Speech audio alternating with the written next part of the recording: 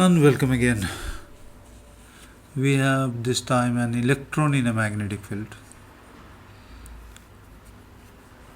And the statement of the problem is an electron flies into a homogeneous magnetic field at point A. Well, its velocity is v, which makes an angle alpha with the direction of the magnetic field. I can see it. For what values of the magnetic field? We needed to find the value of magnetic field, magnitude of magnetic field. Will the electron arrives at point C? The electron's charge is G, mass m, and the distance AC is L. A to C, distance is L. So we have the problem. And we need to solve it. How? Start from the statement itself. An electron moving in a magnetic field. So it is going to be affected by the Lorentz force, magnetic force. And this force is perpendicular to the magnetic field. Of course. Perpendicular to the magnetic field. Okay. And that means its projection onto the direction of the magnetic field is always zero. Therefore, the electron moves with constant velocity v cos alpha in the direction of the magnetic field. Are we sure about this?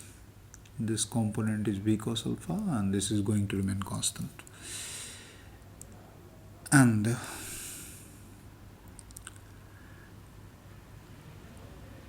the projection of its trajectory onto the plane perpendicular to the magnetic field B, it's a circular motion, this component, V sin alpha.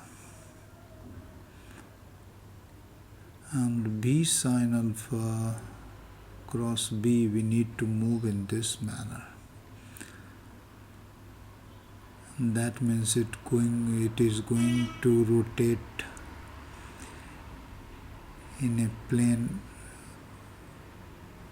perpendicular to this circle into the plane of the figure. And so it will move along a helix. And we can use the V sin alpha for other purposes as well. Because due to this B sin alpha, it's going to move in a circle like this. So we can write that the force acting on it due to this velocity component B sin alpha is QBB B sin alpha, QBB, and it will provide a circular motion. So I can write mv square, that is b square sin square alpha divided by the radius. We can write an equation too for this circular motion, and we can find the radius of the circle in which it can move. And then I guess that this radius of the circle is going to be mv sin alpha upon EB. And so we can find its time period, though already know the value of time period doesn't depend on the speed. And if you can find it by 2 pi r by v sin alpha. But I already know the value that torque is equal to the time period will be equal to 2 pi m by qb, that is EB. An electron moves along a helix,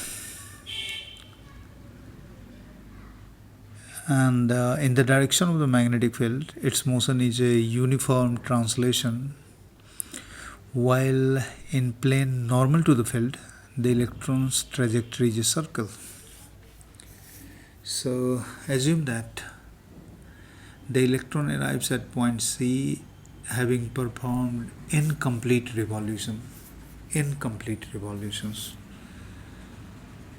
And since we needed to find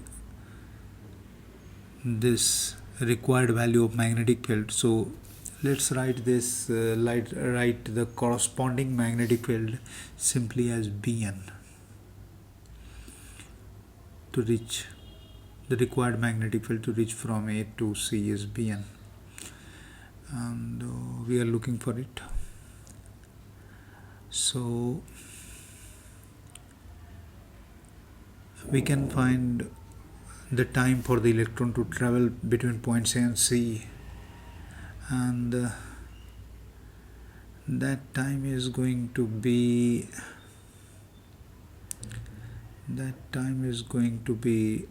L divided by V cos alpha, undoubtedly, because the motion is a uniform motion. And on the other hand,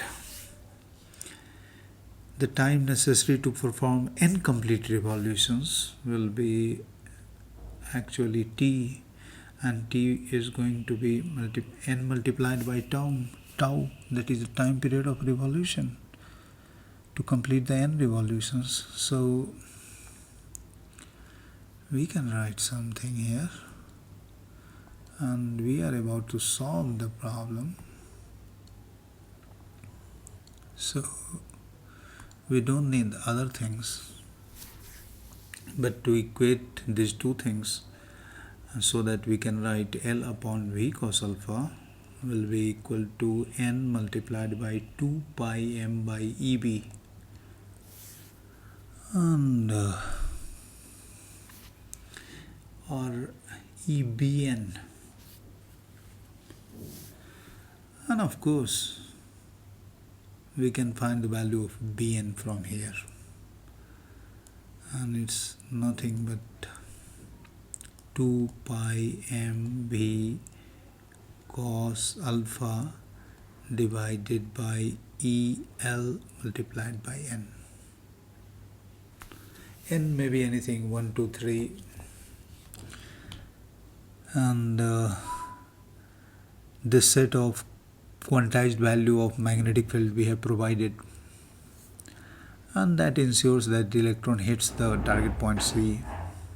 So this problem is also solved. Thank you very much for watching.